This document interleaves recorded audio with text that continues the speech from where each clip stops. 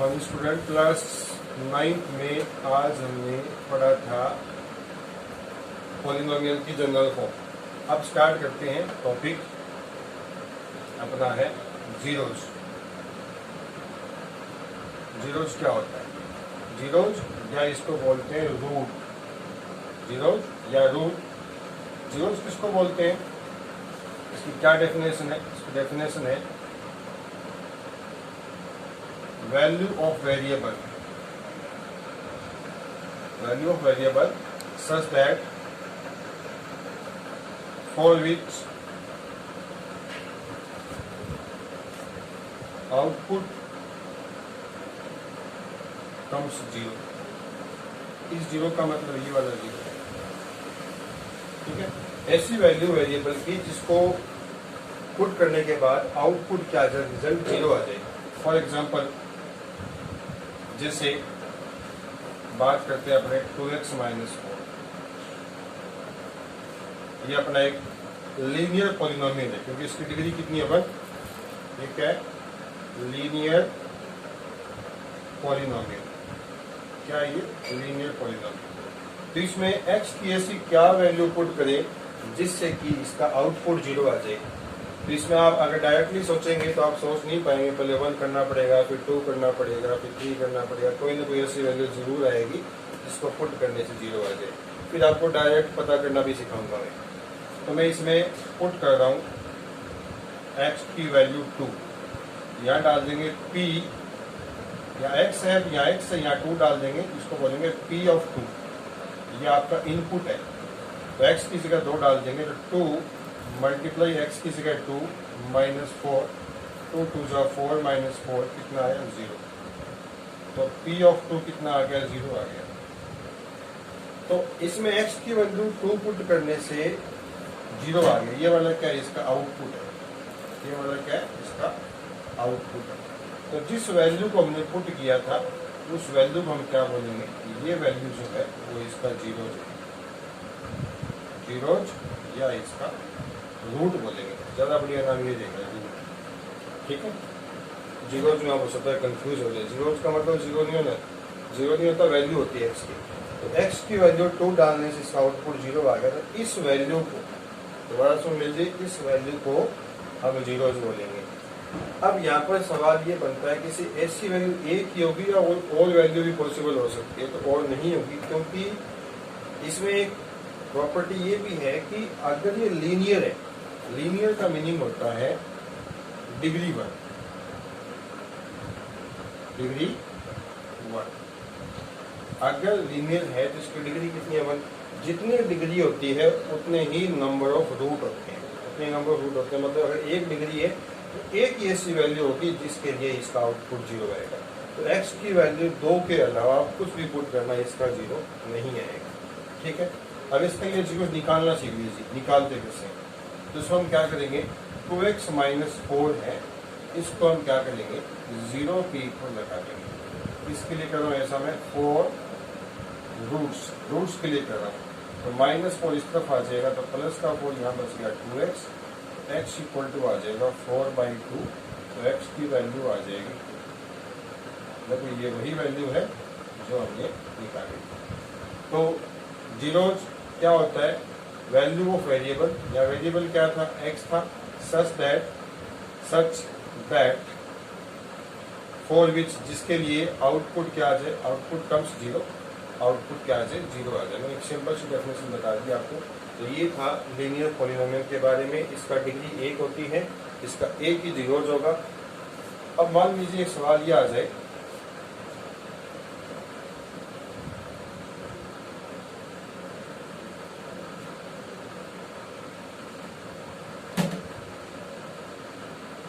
(6x - 4). ये भी एक लीनियर पॉलिनोमियल है। तो इसका जीरोज निकालना है आपको। तो इसके इक्वल क्या करेंगे आप? जीरो करेंगे। लिखेंगे आप 4 रूट्स निकाल लेंगे या जीरो निकाल लेंगे? तो माइनस का 4 इस तरफ आ गया, प्लस का हो जाएगा। यहाँ कितना बच गया? 6x। x इक्वल टू आ जाएगा 4/6। इसको आप सॉल्व करो, 2 2 जा 2 3। x की वैल्यू कितनी आ गई? 2/3। ये इसका क्या है? Zero. It is zeros of given polynomial, polynomial को या इसको लीनियर पॉलिनोमियल को। अब आपको ये चेक करना है कि ये इसका जीरोस है कि नहीं। चेक कैसे करोगे, ये वैल्यू इसमें पुट करोगे, तो पुट करोगे आप x इक्वल टू 2/3, ये इसमें x की जगह यहाँ पुट करोगे, तो p या x की जगह कितना आ जाएगा 2/3, तो 6 इंटू 2/3 माइनस 4, 3 2 जा 6, 2 जा कितना हो गया 4 माइनस 4, 0 आ गया। तो p ऑफ 2/3 आपका 0 आ गया। तो ये प्रूफ हो गया कि जो वैल्यू हमने निकाली थी वो इसका जीरो है या नहीं है। यस है, क्यों? क्योंकि यहाँ पर क्या आ गया 0 आ गया। ठीक है, अब इस स्टेप का एक मतलब और भी समझना है आपको। कोई आपसे पूछे भी इस चीज को आप पढ़ के बताओ, कैसे पढ़ोगे? तो आप ये बताओगे कि p मतलब कोई पॉलिनोमियल था, उसमें 2/3 है वो इनपुट दिया गया, इसकी जगह वेरिएबल की जगह, तो आउटपुट कितना आया 0 आया। कोई आपसे पूछे कि भाई इस चीज का मीनिंग क्या है, इस चीज का, तो आप कहोगे किसी पॉलिनोमियल में 3 इनपुट दिया गया तो आउटपुट कितना आया 0 आया। तो आपसे पूछे कि ये 3 उसका 0 है कि नहीं, बिल्कुल है, क्योंकि 3 पुट करने से आउटपुट 0 आ रहा है। 0 आया तो इसका ये वाला 0 होगा। अब मान लीजिए किसी ने 3 पुट किया और 0 नहीं आया, मान लीजिए 5 आ गया, तो आप ये बोलेंगे किसी पॉलिनोमियल में इनपुट 3 किया गया, मतलब x की जगह 3 पुट किया गया तो आउटपुट कितना 5 आया। बिल्कुल सही है। क्या इसका ये 0 माना जाएगा? नहीं माना जाएगा, क्योंकि इसमें आउटपुट है वो 0 नहीं आ रहा। जैसे एग्जाम्पल बताता हूँ आपको मैं।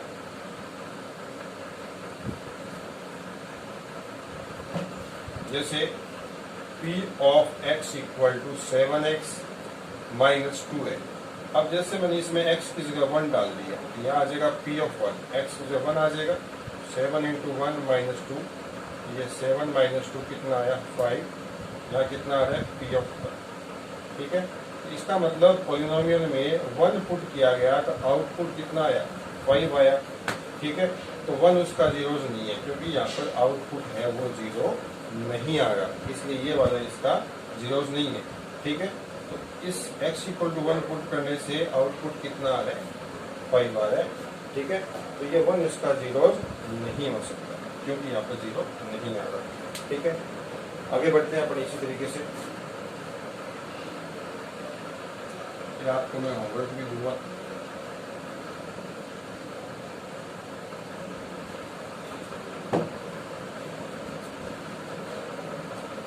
अब बात करते हैं इसमें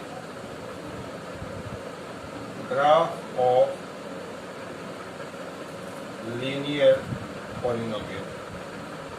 हमने इसके जीरोस निकालने सीख लिए। ग्राफ कैसा होता है इसकी, तो जनरल फॉर्म क्या बताई थी मैंने इसकी? General form p of x equal to ax plus b, जहाँ a क्या था नॉट इक्वल टू 0 था और a और b यहाँ पर रियल नंबर थे। इसका ग्राफ देखना है अभी। तो मैं एग्जांपल लेता हूँ इसमें।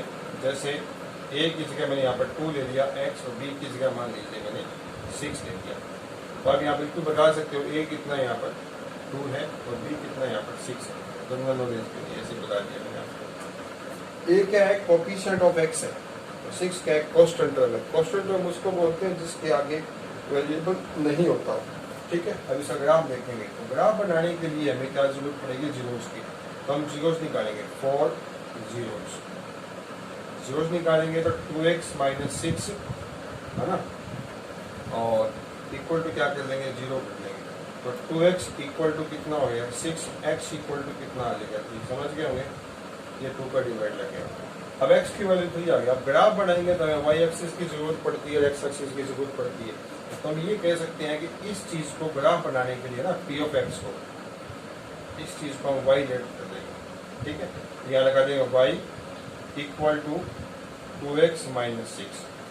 जब इसमें आप x की वैल्यू कितनी पुट करोगे, अब यहाँ पर इस तरीके का टेबल बना लीजिए, x और y और यहाँ बना लीजिए x और y। अब x की जगह इसमें आप 3 डालोगे ना तो 0 आएगा भाई। कैसे? 3 डाल दो, 3 इंटू 2 6 माइनस 6 0 आ गया। तो पहला पॉइंट बन गया 3, अब x की जगह 1 डाल दीजिए, 1 डालोगे 2 माइनस 6 कितना आ जाएगा -4, तो 1 कॉमा -4। ऐसे x की जगह आप 2 डाल दीजिए, 2 2 ज़ा 4 माइनस 6 -2 आ जाएगा, तो 2 कॉमा -2 आ जाएगा। ठीक है, इस तरीके से x की जगह आप 5 डाल दीजिए, 3 तो हम डाल चुके हैं, कुछ भी डाल दीजिए। ठीक है, x की जगह 5 डालेंगे तो 5 2 10 माइनस 6 4 आ जाएगा, और किसकी वैल्यू आ जाएगी, और आ जाएगी y की वैल्यू। ठीक है, 5 कॉमा 4। अब ये पॉइंट A है, ये पॉइंट B, ये पॉइंट C, ये पॉइंट D। अब इसका हम ग्राफ बना लेंगे इस तरीके से, यहाँ बना लेंगे 1, यहाँ 2, यहाँ 3, यहाँ 4, यहाँ कितना आ जाएगा 5, यहाँ 1, यहाँ 2, यहाँ 3, यहाँ 4। ठीक है, और यहाँ आ जाएगा -1, -2, -3, -4। ये आपका x बेस, ये वाला कितना हो जाएगा x, ये y, और ये वाला क्या हो जाएगा y बेस। तो पहला पॉइंट 3,0, x पे कितना चलना है 3 चलना, y पे चलना ही नहीं, रुके रहो। तो यहाँ 0 आपका 1 2 3, x पे कितना चल गया x पर 3, y पर चलना ही नहीं, रुक जाओ, ये वाला पॉइंट ये हो जाएगा। दूसरा पॉइंट कितना, x की वैल्यू 1 है, ये भी 1, y की वैल्यू कितनी है -4, नीचे आ जाएगी, ये वाला पॉइंट हो जाएगा। x की वैल्यू 1, y की वैल्यू -4, ये वाला पॉइंट भी। x कितना है 2, x ये 2, y कितना -2, तो -2 यहाँ हो जाएगा। ठीक है, तो यहाँ पॉइंट हो जाएगा C। x कितना है 5, y कितना है 4, तो यहाँ 4 यहाँ हो जाएगा। तो इस तरीके से इन पॉइंट को आप मिला दोगे। ठीक है, इस तरीके से आप मिला दोगे तो आपको एक स्ट्रेट लाइन, एक लाइन सीधी मिलेगी, आपको सीधी लाइन। ठीक है, तो हमेशा ही लाइन सीधी आएगी, स्ट्रेट लाइन आएगी। क्यों? क्योंकि लीनियर पॉलिनोमियल की प्रॉपर्टी होती है कि इसमें हमेशा ग्राफ बनता है स्ट्रेट लाइन। क्या बनता है? Straight line. और दूसरी बात कि एक्स एक्सिस को कहाँ कट कर रहा है 3 पर, कहाँ कट कर रहा है 3 पर वाई कितना आ रहा है 0। तो ध्यान रखें ये 3 जो है वो इनपुट है, 0 के आउटपुट, 3,0 में 3 इनपुट है और ये क्या आउटपुट है। अब ऐसे भी कह सकते हैं कि x की वैल्यू 3 जब पुट करेंगे तो y जो आउटपुट 0 आएगा, इसलिए 3 इसका 0 है। अच्छा एक बात को ध्यान रखना कि लीनियर पॉलिनोमियल में ग्राफ हमेशा x एक्सिस को वही कट करेगा जो इसका 0 था। 3 इसका 0 है तो 3 पर कट करके सीधा जाएगा। ठीक है, ये इसका ग्राफ हो गया। ग्राफ हमारे सिलेबस में नहीं है, फिर भी आपको मैंने बता दिया।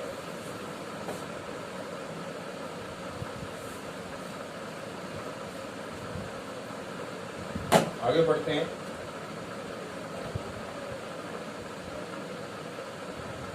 लीनियर के बाद बात करते हैं क्वाड्रेटिक पॉलिनोमियल।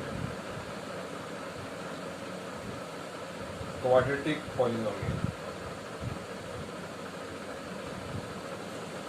इसकी जनरल फॉर्म जो होती है वो px इक्वल टू होती है ax² plus bx plus c, जहाँ a नॉट इक्वल टू 0।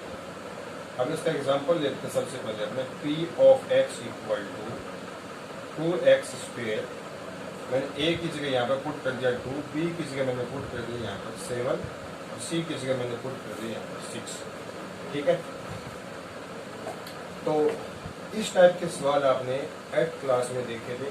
अब इसके हमें जीरोस निकालने हैं, तो इसका तरीका लीनियर की तरह नहीं होगा। लीनियर में इसमें डिग्री 1 के दे के जीरो रहेगा, यहाँ इसकी डिग्री कितनी है 2 है। डिग्री कितनी है इसकी यहाँ पर 2 है। तो नंबर ऑफ जीरोज भी कितने होंगे 2 होंगे। काउंटिंग में 2 होंगे। ठीक है, नंबर 2 नहीं होगा, नंबर ऑफ काउंटिंग में एक फर्स्ट होगा, एक सेकंड होगा, 2। ठीक है, अब इसके जीरोज कैसे निकालेंगे तो 4 जीरोज निकालने के लिए क्या करेंगे, हम इसको 0 के इक्वल कर देंगे। आपको डायरेक्टली इसका आइडिया नहीं हो पाएगा एक्स की वैल्यू क्या पुट है, इतना श्योर है कि 2 ऐसी वैल्यू होगी जिनके लिए आउटपुट है वो 0 आने वाला है। ठीक है, पहला काम क्या है, इसका इससे आपको इंटू कर लेना है। आपको 8th में सिखाया था, इसका इससे इंटू कर लेना है। 2x² इंटू 6 कितना हो जाएगा 12x²। जो मैं जब हम यूज कर रहे हैं उसको बोलते हैं middle term splitting method.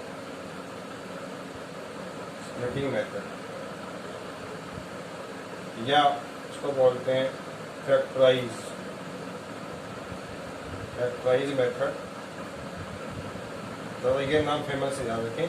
Middle term, बीच के टर्म को क्या करना है, हमें स्प्लिट करना है। कैसे करना है, पहला स्टेप ध्यान रखो, नंबर 1 स्टेप क्या करना है, इसका ये सेम टू करना है, ये आपका रफ काम है, रफ काम है ये। तो इसका ये सेम टू कितना हो गया, 12x² हो गया। अब आपको सोचना है कि 12 कैसे आता है। 12 आता है 4 3 जा 12, ठीक है, 12 1 जा 12 और 6 2 जा 12। ये 3 तरीके हैं 12 आने के। हमें यहाँ पर अब 7 चाहिए। हमें इस तरीके से 12 कैसे फैक्टर करने हैं, जिनको प्लस या माइनस करने से मिडिल टर्म आ रही है, ठीक है। तो इन दोनों को प्लस करने से कितना आ जाए 7, इनको प्लस करोगे तो 7 नहीं आएगा, माइनस करने से भी 7 नहीं आएगा, इनको प्लस करने से 8 आएगा, माइनस करने से 4 आएगा, क्योंकि ये दोनों केस रिजेक्ट हो जाएंगे। इस केस में 7 आ रहा है, वही प्लस करने से। तो इसके हम 12 के फैक्टर हो गए 4 × 3, x² के फैक्टर हो गए x × x, ठीक है। इनको इनटू किया तो 4 3 जा 12 x × x²। अब देखना हम इनको जोड़ेंगे तो कितना आएगा 7x, हमें चाहिए माइनस का 7x, तो माइनस का ही 4x और माइनस का ही 3x। अब देख लीजिए इनका इंटू करोगे तो माइनस इंटू माइनस तो हो जाएगा प्लस, तो 4 3 जा हो जाएगा 12x²। इंटू करने से वापस देखो वही आ रहा है, ठीक है, और प्लस करोगे तो ये आ जाएगा। तो इस टर्म को हम क्या कर देंगे, स्प्लिट कर देंगे, बाकी सेम। तो 2x² माइनस की जगह डाल देंगे माइनस का 4x और माइनस का 3x और प्लस का कितना लास्ट में 6, ठीक है। अब इसमें हम फैक्टर करेंगे तो इसमें दोनों के हम पेयर बना देंगे। तो इन दोनों में कितना कॉमन आएगा 2, 4 का मतलब हो गया, इस 4 का मतलब हो गया 2 × 2, तो 2 कॉमन x यहाँ पर कॉमन आ जाएगा, यहाँ 2 कॉमन गया, x भी कॉमन तो x बच गया, यहाँ 2 कॉमन आ गया, यहाँ पर बच गया, इसमें x कॉमन आ गया, यहाँ पर 2 कॉमन तो कितना बच गया, यहाँ पर x भी गया 2 भी गया, ओनली कितना बच गया 2 बच गया, ठीक है। अच्छा 6 के फैक्टर कर लो आप कितने 3 × 2, ताकि 3 कॉमन आ जाए। अब यहाँ पर -3, यहाँ पर +3, किसका कॉमन लेना पड़ेगा, माइनस का। क्यों, क्योंकि अगर माइनस कॉमन लेंगे तभी तो ये साइन चेंज होगा। यहाँ कितना बच गया x, अब माइनस कॉमन लिए ये वाला प्लस क्या हो जाएगा माइनस। याद रखो जब ब्रैकेट के बाहर माइनस होगा तो अंदर का प्लस माइनस हो जाएगा, यहाँ कितना आ जाएगा 2 आ जाएगा। अब ये ब्रैकेट सेम होनी चाहिए, ये ब्रैकेट सेम होनी चाहिए, ये सेम हो गए। अब मान लीजिए किसी बच्चे ने गलती से इसको देखकर प्लस कर दिया, चेक करोगे तो ये माइनस का ये प्लस कर, ये वाला ब्रैकेट पहले हमेशा से होगा, इसको देख कर ये डिसाइड करना है, तो ये वाला क्या होगा माइनस, ठीक है। अब देखिए इसका वापस इंटू करो, स्टेप चेक करो, माइनस इस 3 का इससे इंटू करना कितना आएगा -3x, -3 का इंटू करना पड़ेगा -2 से, अंदर इंटू कर रहा हूँ, तो माइनस माइनस क्या हो जाएगा +3 × 2 6, सही है ना। अगर मान लीजिए आपने प्लस कर दिया होता तो आप चेक करो, -3 का +2 से इंटू करोगे कितना आएगा -6, तो क्या आना क्या चाहिए प्लस का 6 आना चाहिए, तो प्लस तो वैसे ही गलत हो जाता आपका, ठीक है। अब ये ब्रैकेट दोनों सेम हो गए, इन दोनों में से एक लिखना है, मतलब ये कॉमन आ जाएगा। अब ये जब कॉमन चला गया यहाँ कितना बच गया 2x माइनस यहाँ कितना बच गया, दोनों सेम थे, एक आ गया। अब इसको मैंने कंबाइंड लिख दिया, अब इसके बराबर 0 कर देंगे, x - 2 = 0, तो यहाँ से बदल दिया इसको, एक वैल्यू ये वाली आ गई।